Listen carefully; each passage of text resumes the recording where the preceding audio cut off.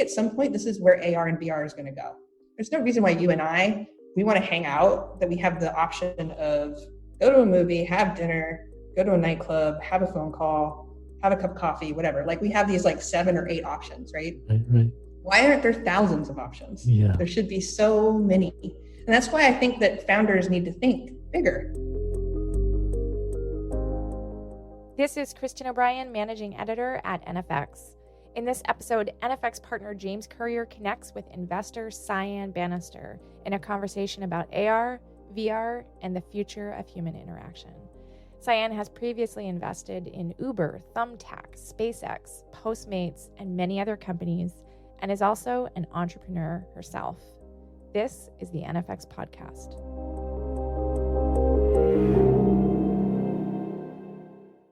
You're a former founder. You're now an early stage investor, angel investor, early stage. You're an early stage investor in Uber, Niantic, SpaceX, and a bunch of others, so many others. You spent 4 years at the Founder Fund, and now you've joined our friends Brian Balfour and Lee Jacobs at Long Journey Ventures. You grew up in Arizona. You're a self-taught engineer. And last time you and I saw each other was at the lobby in Hawaii, yes. at David Hornick's The Lobby. And you and I share many loves that hopefully we can talk about today, and we see the world in similar ways. I feel like the reason that we wanted to have you on here is just because you're such a futurist, and we love to spend our time in the future as well. And you see things as they could be, not as they are. And you've got this future orientation in everything you do. So you're spending all your time thinking and dreaming about what the future looks like and investing in people who are creating it. And what does that mean to you, this futurism, this future mindset? How to express what that's like to other people who are listening? So when people pitch me on their idea, often it's at the earliest stages of a company, right? So there's not traction, there's not anything to really quantify. So it's all qualitative. And so one of the things that I like to do is daydream and see if I can visualize this future that they're trying to paint for me. And if I can, then I try to figure out like, what are the steps? Is now the right time? How far are we from that future? And is this the right team to actually execute that? And so like, for example, with Pokemon Go, in my Niantic investment, and right before they spun out of Google, I identified that they had this app called Ingress. And I started playing Ingress, and I started asking myself questions like, what is it that Google is using this app for? It just can't be just to capture portals and play this game. There has to be a bigger picture to this. It's Google after all, right? And I started dreaming about what that future would look like. This is going to be the most amazing application in the future. And unfortunately, I couldn't invest in it at the time. So I just kind of dreamed about investing in it. And then they spun out as part of Alphabet, the whole reorganization that Google did. And a friend of mine messaged me and he said, now's the time to invest if there ever was any. So I was just like, this is great. But it was really interesting, was trying to convince other people of this future that I saw. So that's what's been the most challenging part about my job, which I'm sure you also run into, which is trying to convince other people about what you see. Yeah. So why, gosh, so many things are there. Number one, you said you allow yourself to become obsessed with something. Who has the time in this busy world to allow themselves that indulgence of getting obsessed with something?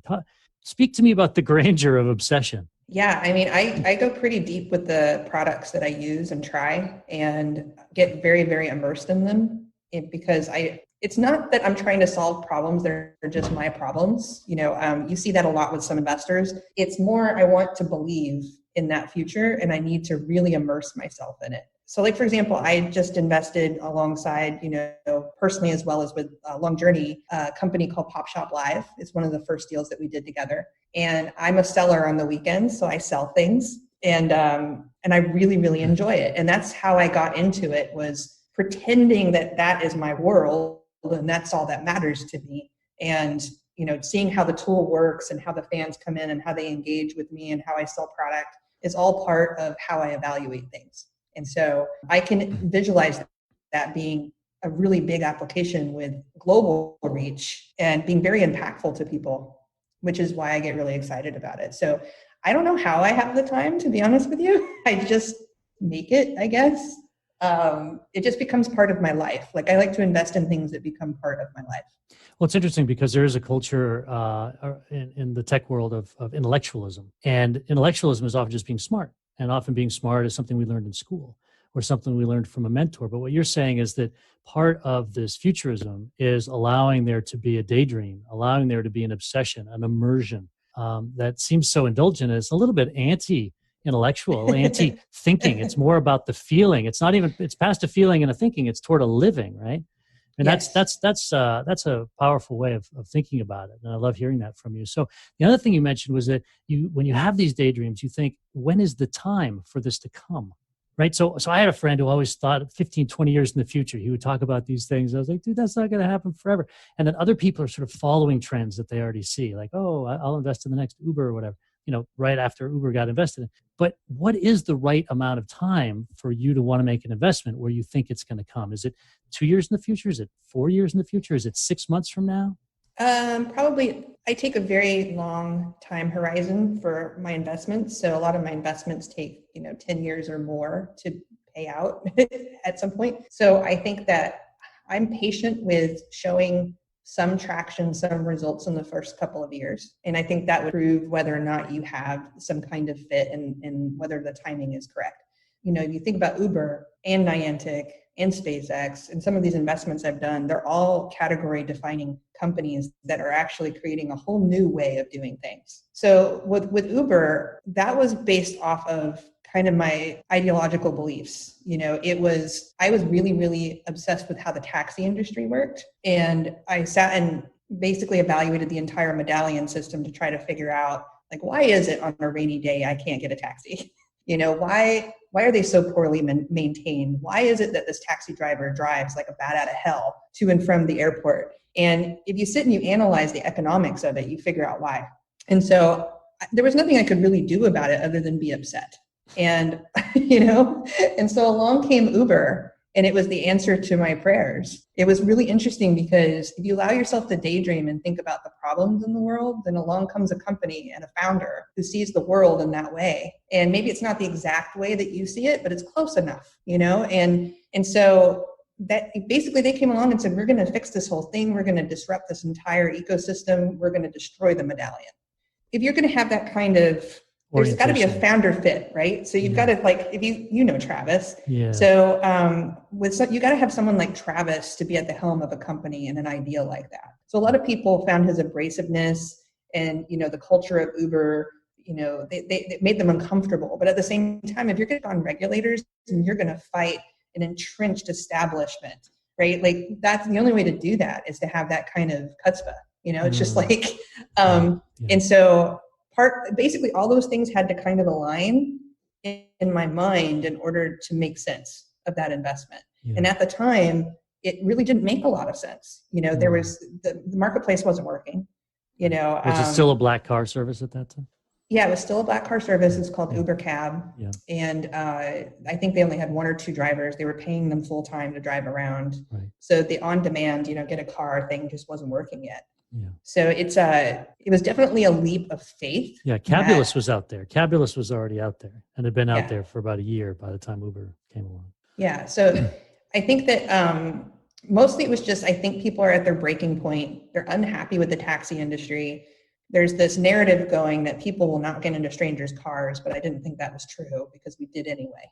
And, all of that just sort of led to the right decision. And It's really interesting, like, how that works. But had I not allowed myself to daydream about taxis, I don't know that I would have made that investment. Right. Daydream about taxis and also daydream about people getting into strangers' cars. Right? Because this was a social barrier that you had to believe people would get over or sleep on their extra airbeds at Airbnb or that sort of thing. Correct. Like there has to be a social change. And, this gets at what's so interesting about you is that, your origin story is really unusual for tech, right? I mean, you've come out and talked about how you were homeless as a teenager and under bridges and begging for spare change before you became a self-taught engineer.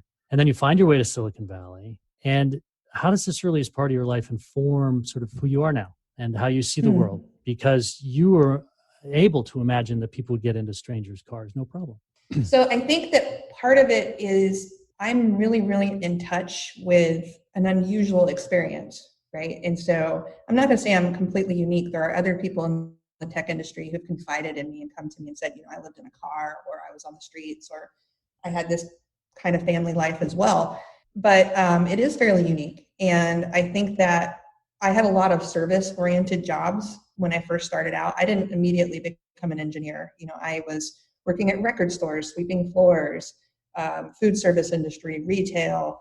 It always changed, and I always improved my life every step that I took. But it gave me a fine appreciation for how things work. And part of how I think I got to where I am was being just endlessly curious about the things that were around me.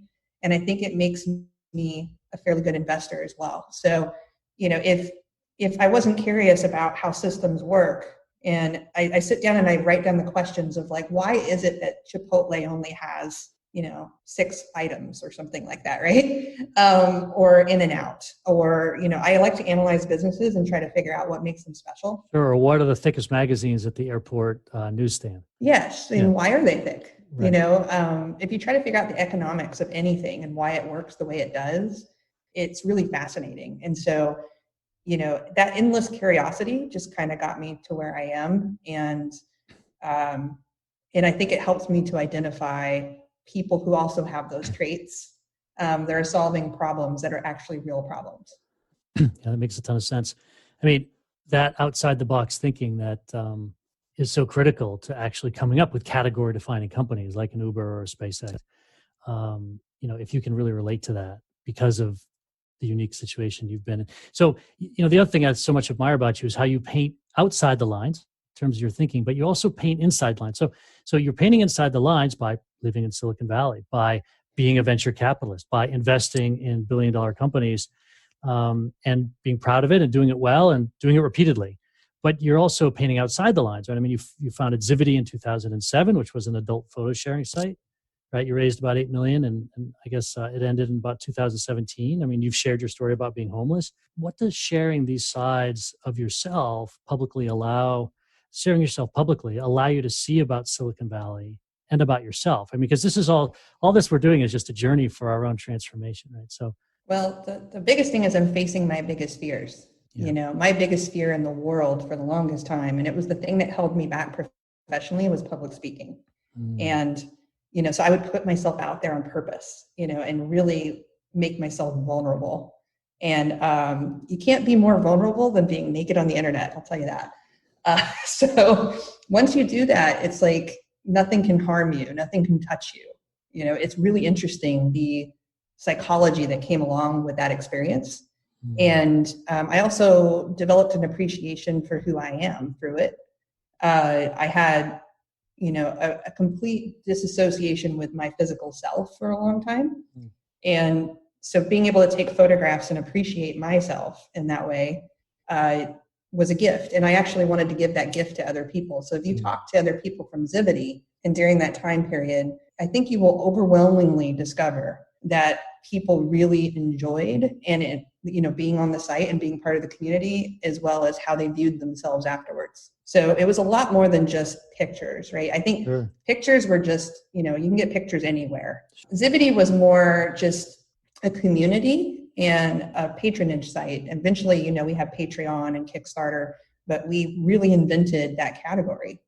And so I'm pretty proud of that. It was incredibly hard. So when I raised money for the site, and when we set out, me and my co-founders, to build this company, the knee-jerk reaction in Silicon Valley was, oh my gosh, you guys are starting a porn company, you're crazy. I had so many people that would come up to me and they'd find out who I was or what I did, and the handshake would get retracted, Wow. And then, and some people leaned in. So it was interesting because some people left, and some people, were much more interested in what I was doing and very helpful. So it was a really interesting filter, for the world. And I have to say that Zivity really, really helped me in so many ways. One, I got to start a company from beginning to end and see the entire life cycle of it. It also helped me with some of my investments. So had I not raised capital myself, hired people, had layoffs, unfortunately fired people, the whole system behind it, I wouldn't have identified opportunities like Carta. So when Carta was eShares, they pitched on stage, and I thought to myself immediately, oh my gosh, cap table management is horrendous. And it has nothing to do with pinup photography. Yeah. Every business faces this problem, including Zivity. And so it helped me identify an opportunity. And I think that's why I do think a lot of investors should try, if they haven't, should try to either intern or be a part of a business or help operationally understand a business. Yeah. It's not necessary, but at the same time, I think it makes you a lot more in touch and in tune with founders and their experience and how hard it is to build the things that they build. It drives me crazy when you're online and people are like, oh, 2 engineers can do that in a weekend. Yeah. And you're like, great. No, that's not true. But that's okay. not how it works. Yeah. Yeah. This thing about having people pull back their hands when they found that you were running Zivity, and there's this sort of mainstream reaction to various new ways of thinking. I mean, you've been experimenting with different hairstyles and how you show up and whatnot. And I think there's just so much of a lesson there, because I mean, what drives you to be like that? Do you know? Is it love? Is it facing your fears? Is it some sense of power over your life? I mean, because the Zivity people were going through this psychological journey, each of them within your community. It's not just pictures. It's actually humans evolving, exploring, right? Growing. And you were too, by creating that context for all of them. I mean, what's behind that for you? Because that's the essence of Silicon Valley. That's the essence of creation. That's the essence of creating the future. And you're demonstrating that. You're living it out loud. And I'd love to hear you speak to that. Yeah, it's funny that you would identify this. Of course you would. You're always really good at seeing these things. But, I think that to me, life is performance art in a game. We're all playing a game. It's different for every single one of us. But, at the end of the day, the only people who keep score are ourselves. But I like to wake people up around me. And one of my heroes of all time in life is Bill Murray. Like, he's my spirit animal. I think that he lives his life, and all of the art that he makes, from what I can tell, I haven't seen a lot of his movies, but it seems to have this recurring theme about being present, appreciating the now, being very curious, seizing the day, those sorts of things. And so I try to live my life that way to my best of my ability. I really wish I could get rid of email and my phone and everything that Bill Murray does. But if anything, I kind of channel Bill Murray in a way, my perception of Bill Murray.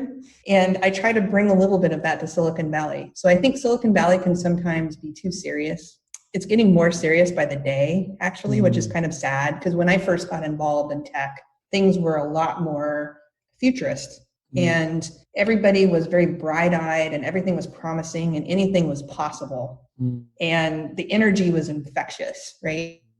And now we see some of that still, but it's also only capital-driven.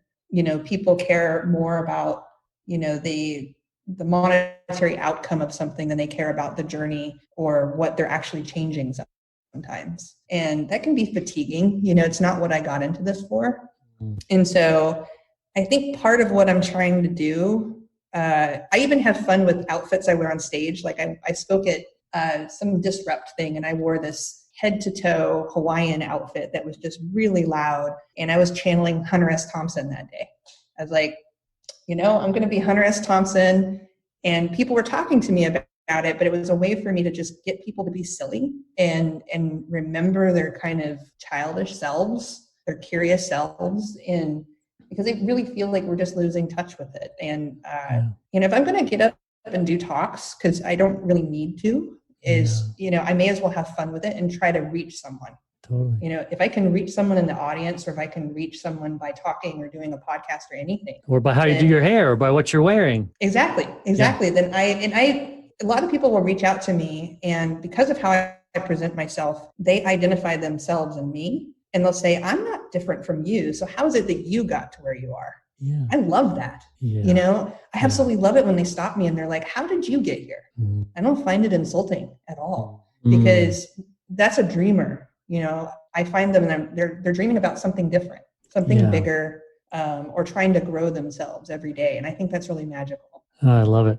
And when you first got involved with Silicon Valley, when did you arrive here? What was that? What was that first 4 or 5 year period where the energy was infectious? Anything was possible? Yeah. So I got involved with the internet. So I consider my generation of people who got involved in the tech industry to be the builders. We were the pipe layers. So a lot of my background is in internet infrastructure. So my first tech job was actually not in Silicon Valley. It was in Arizona. And what year was that? I want to say like 96, 97. Yeah. I could be wrong. So somewhere in there. But somewhere in there. Yep. And I started reading all these magazines and saw basically all of these companies that were exciting, and they were all in Silicon Valley. And I was like, they're not here in Arizona. There's nothing. This is a one-way ticket to nowhere land here. So I picked up everything and I came to Silicon Valley. And at the time, Google had just launched. Search was a thing, right? It was like being able to find things on the internet was a miracle. So this is 98. Yeah, so 98, probably like 98, yeah. And, there was something just so miraculous. First, it was the miracle of getting online, right? In the first place and discovering anything. And then it was the miracle of being able to talk to someone. And I remember back then, we used to see this future, this Zoom future, seems so far off. And it's funny, like how we take it for granted, right? Like you and I are having this conversation that in 98 would have seemed impossible, right? We knew it was coming, but we just didn't know when. And so back then people had webcams that took still photos, and so like that was the state of the art then. Got it. So you jump in 98, you're first touching the internet in 97, 98. And there was this less serious, there was this hobbyist approach. There was this creativity first, money as fuel for creativity. And now what you're saying and what you're seeing is that it's now money first. And the creativity serves the money. Correct. Right? And so what's the diagnosis? I mean, that's the diagnosis. What's the prescription? I really think that one, it's on the venture side is one, there are firms that could think differently about how they deploy capital and who they deploy it with and what sort of outcomes they're looking for. Like we all have LPs, right? And LPs have different risk profiles. But I do think that we need to encourage people to dream big and, and to solve really meaningful problems. And, people may argue that sandwich delivery is not a meaningful problem, but it actually is. I think that it creates millions of jobs. It allows people to have their time back, which is incredibly valuable. So I have people who say, oh, that's not a valuable company, but clearly it is. And, Postmates is what I'm talking about. But right. But I think that, I really wish people tried to figure out how things work. Like, where did that hacker mentality go? It doesn't seem to exist. It does in a few little areas. So if you look at like crypto and you look at like AR and VR and some of the real frontier categories, there's still some of that bright-eyedness that you can recognize, the naivety, that we don't know what's going to happen. So I'm kind of addicted to spatial computing for that reason, because it is a unknown territory of which we really don't know when it's going to happen and, what it's going to look like. I am addicted to finding those little pockets. And because I recognize, I just remember I'm sure you remember, what was it like when you got online the first time? Amazing. Just sitting there late night, just coding the HTML and learning HTML from the things that you would print out about how to code HTML. Yeah, it was great. Yeah. And then like putting up a website and somebody coming to it and seeing the little click, like little counter thing count up. You're like, wow, there's human beings looking at what I'm making. This is amazing. So is it a function there of the time in which we find ourselves 25 years into the advent of this new type of technology? And therefore, of course, things age, and when the great time to make railroads was sort of 1830s to 1860s, 1870s. If you're making railroads in the 1880s, it's kind of hard. True. Are we just later in the cycle? Is that what's killing this? Or do you think it's actually something culturally we could do, some language, some approach, some mental models that we could bring to Silicon Valley that would help reinvigorate that playfulness, reinvigorate the fun, the curiosity? I would like to think it's cultural, because I do think that we haven't solved everything. We have not figured out every problem. We have not stretched the internet in all the ways that it can be stretched. It really bums me out when people are like, well, this is it. This is peak, And it's like, no, we can push further. We can go way further than this. Yeah. And, I think that some people are just like, well, I'm just happy making this Me Too clone of this other company and, selling it for a couple $100 million and I'll be happy with that. And to me, that's not why I got into this. Yeah. I ended up making a lot of money, which is fantastic. And I was able to help other people make a lot of money and have wonderful jobs and careers, and hopefully will continue to do so, but it's definitely not my driving motivation. I'm not going to lie and say I don't like money. I do. Yeah, sure. But those two things can be in unison with one another. You can like making money, and that can be a mission in your life, and it can align with this bigger purpose. So I would just love to see more of that. Yeah. Yeah. No, I completely agree. Yeah. I think that as VCs, we particularly have responsibility to strike the tone around that, around the creativity and around the thinking big and speaking to people who think big. Speaking to people who think outside the box, to let them know that they're welcome and they're not going to get trod on by the machine that is becoming more and more this ecosystem that we're in. So one of the things that you and I have talked about in the past that we both love is these artificial beings, right? Oh, so yeah. I was on the board of Second Life for 5 years, and Philip Rosedale is an amazing futurist himself. We would talk about creating a thing called Pomo, which was going to be this child that was going to be born in Second Life, and then everyone was going to watch it grow up, and it was going to become sentient, and it was going to eventually pass the Turing test and whatnot. Can you tell us about Lucy and little Michaela and what's going on with that? Because it's a fascinating part of your investing thesis. Yeah, so I became obsessed with this space after seeing Hatsune Miku. Say again. You just cut out because of the after seeing Hatsune Miku. Yeah. So for those that don't know what that is, I highly recommend you go to YouTube and look it up. But she is an avatar who plays music live, and the music is created by fans. So the music is not, there's not one central source that's making the music. It's a whole bunch of people contributing, and it's fan made. And then she performs it for the fans. And she is not a hologram. She's like a Pepper's ghost, I think is what it's called, projection. And she'll be on stage, and she'll be... Yep, she's on stage dancing around. Yep, and she's 15 feet tall sometimes or whatever. Yeah, she's going to be different heights and sizes, and people have these glow sticks, and they dance in unison to it, and it's like so electric and amazing. And so I went to one of those. First I saw it online, and then I decided I have to go immerse myself in this and experience it and get all into it. So you flew to Japan. Did you fly to Japan? I did not see her in Japan. I saw her tour the US, and but I have gone to Japan specifically to immerse myself in some of these things. So I am guilty of that. I will go there for like 10 days just to watch people and see how they interact with things and with each other. And part of what's really interesting about Tokyo in general is that they have this density that we don't have here, and they have to figure out how to live in unison and in harmony with one another. So they have all these amazing things that we get later, much later. So it's really great to go there and kind of see what our future might look like, right? Hatsune Miku, I figured, was in our future, but culturally, that's not quite who we are. So it wouldn't fit exactly. It can't be apples to apples, right? So I got a call from Jonathan Trieste. I don't know if you know Jonathan. I do. And it's one of these favorite calls that I get. I remember I was in Hawaii, and he says, Cyan, I have this really weird company that only you are going to understand. And I was like, oh, I love this. I love where this is going. And that was Brud, little Michaela. And so I got on a call with Trevor, and it was so clear that what Trevor's he was the building, CEO. he's the CEO and founder. Yep. And it was so clear that what he was building could be very big. One of his visions back then, I don't know what it is now, the founder's journey changes. He wanted to create a Marvel universe. And so what he saw Brud and little Michaela being is Marvel. And so, as you know, Marvel was a very valuable company, and it was based off of original IP. One of the things we've lost the ability to do, it seems, is to create original IP. Like we keep regurgitating and recycling these Marvel characters and Disney characters and going back and reliving childhood, but there's very little new stuff coming out. And so I took a gamble on little Michaela because I thought this is so out of the box and so interesting, and it feels so right, and it feels like this is what is, our little Michaela, or not our little Michaela, our Hatsune Miku, right? Yeah.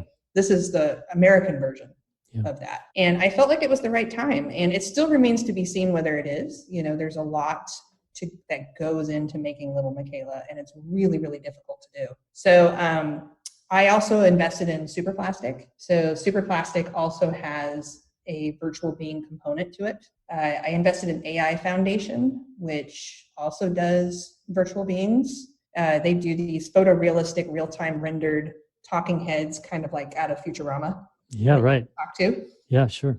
And then Lucy. So Lucy is a little girl that you can go into VR space with, and she takes you on adventures. And she's really curious, and she's just really interested in her environment. And eventually you're going to be able to hang out with Lucy, and Lucy will watch movies with you. And imagine being a child and you have, instead of having a make-believe friend, you do have a make-believe friend, but it looks really, really realistic, and you can really get into the narrative. Can we converse with Lucy yet, or is that not there yet? Not yet. So the last that I saw was that you could interact with her by like reaching out to her and handing things, and she hands things to you, and you can be in her space, and what you do in her space drives the narrative. But I think that that's the next step, which is you interact and talk with Lucy. She remembers you, and she remembers where you guys left off. Because that's the most important thing here. Is I saw all these attempts of people making these things, but they would have no memory. So you would fire up an app, you'd have a really good time with a dragon that flies around, an AR or something like that. You close the app, it doesn't remember you, right? And so in order for us to connect on a human level with anything that is driven by machines, it needs to behave in that way. Like, for example, the other day I tried out an app where you can sext people. They're raising money, and it responds too quickly. So immediately I was just like, I'm not into this, because you cannot suspend my disbelief that you're even human. Right. And the founders weren't sensitive enough to that. Right. That they had done it properly already, and therefore not the team to back to do that. Yeah. So I think maybe they'll get there. They'll get that feedback. Yeah. But that's one of the things I like about little Michaela. So when you message little Michaela on Facebook, she will respond sometimes a day later. And it gives you that sort of feeling of that she could be real. This person might, and some people, if you look in the comments, are really confused, or they want to be confused. Right. They love this magical play that they're part of. Have you ever been to Sleep No More or Meow Wolf?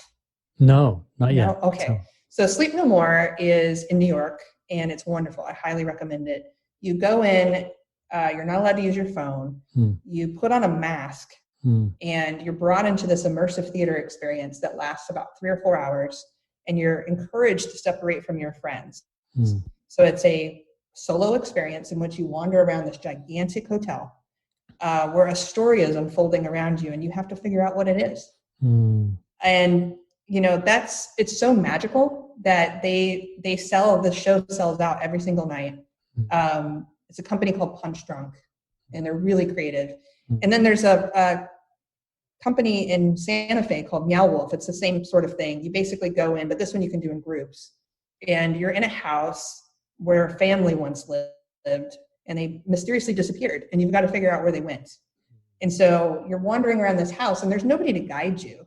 There's nothing there. I think at some point this is where AR and VR is going to go.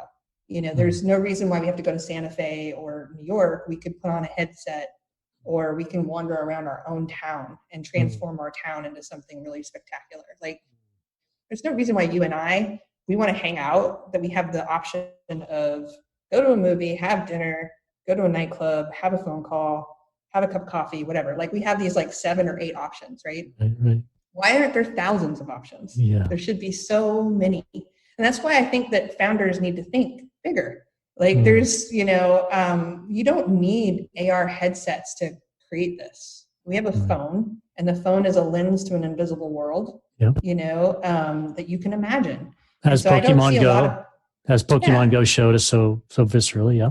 Exactly. So I think that, and interestingly, a lot of people said, oh, there's going to be all these Pokemon Go clones. Yeah. Pokemon was easy to create. Someone will just create another one. It hasn't happened. Right. And it's because it was not a trivial problem. Like, a lot of people thought it was incredibly trivial.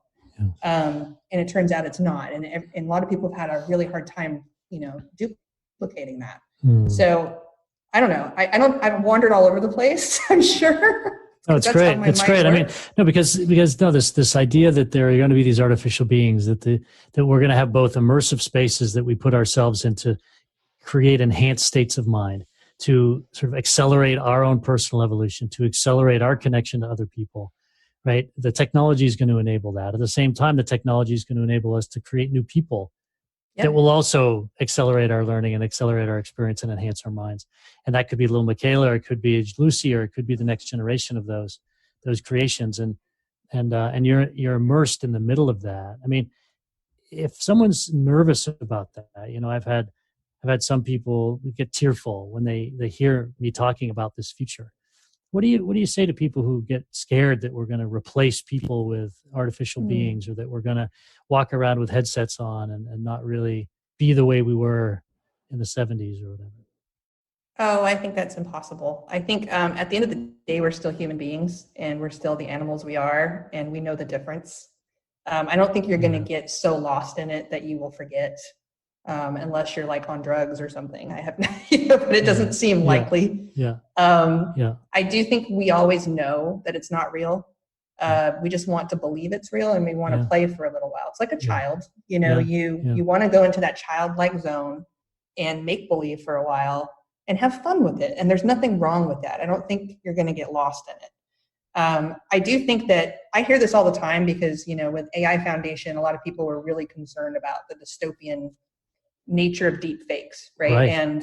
If you can create something that's as realistic as what they've done, why couldn't you create, a Putin or, and basically create chaos, which you can, and unfortunately we are heading towards a bright and also a dark future. And what's going to change is people need to become more skeptical. We need to technologically come up with tools that discover and detect, fake media and videos and AI generated content, right? So I think that there's this whole frontier out there, and we'll solve it the same way we solve spam and all of the other problems we've ever solved. And, to make sure that it keeps its humanity intact.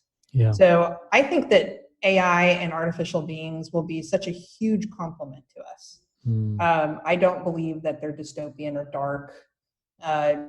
I think that it'll help solve some loneliness that people experience, which I think is a very valuable thing. Yeah. Right now, people solve that through like Instagram, which I don't think is necessarily valuable. Like looking like an Instagram person all the time and always, looking like you're on vacation and, painting this picture that you're just crushing it and doing all this stuff. That's not real.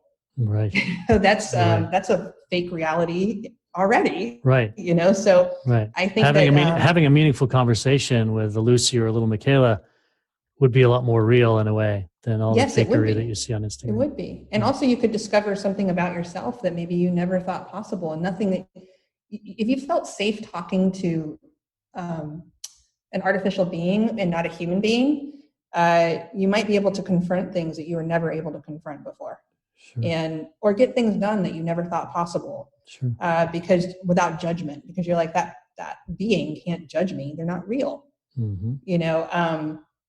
So again, I think a lot of people just immerse themselves. A lot of people cosplay too, right? So if you look at the whole cosplay universe, these people get dressed up and then they act out this scene for a day, and they're Pokemon trainers, or they're Dragon Ball Z people, or whoever, right? Sure. It's a similar thing. They just want to play. Sure. Or how they create their characters in Second Life or wherever else. And then exactly. Or Burning Man. I love Second Life, by the way. Yeah. Love Second Life. Yeah, that was 15, 20 years ahead of its time. It was incredible. Just appreciate you spending the time with me today, and it's great to see you, and great to hear you. And thanks so much.